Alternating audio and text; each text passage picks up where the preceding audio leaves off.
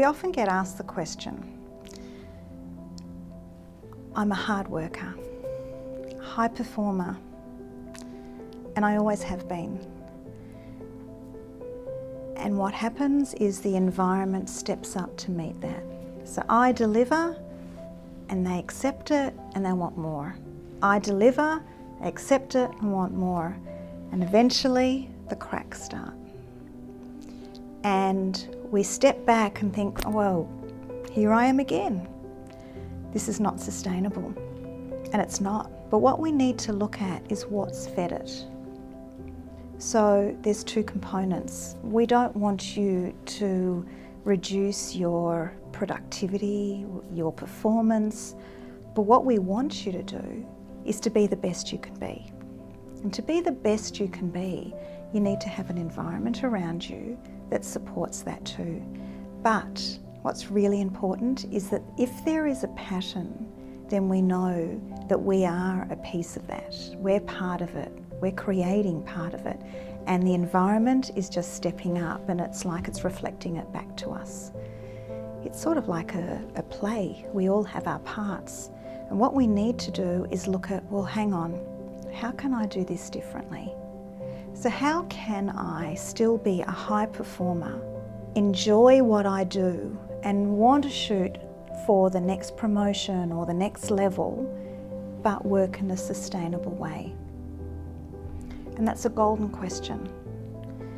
To do that, we actually need an environment that supports us, but we need to create that environment too.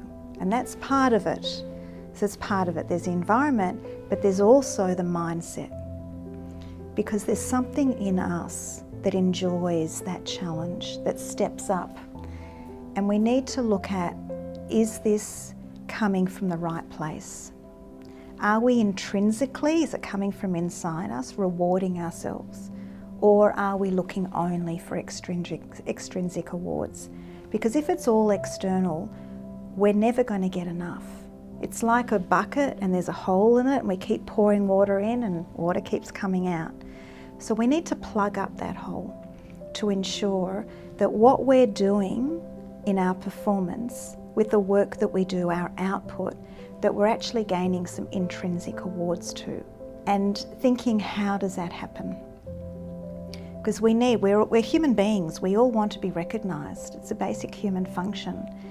But we need to also be supporting ourselves internally, because then we can have the conversations that matter and create an environment that is sustainable. So for me to continue performing at this high level, great questions are, what do I need around me to do that? What is sustainable? What is realistic? And ensure that others around us. And in the programs that we teach, one of the models is the GAPS model. And the simple thing about a GAPS model is identifying about what is the gap between what they want and what I see of myself. In terms of my perceptions of me and what they want from me, what is the gap in between it? And for my aspirations and their aspirations of me, what is the gap between it?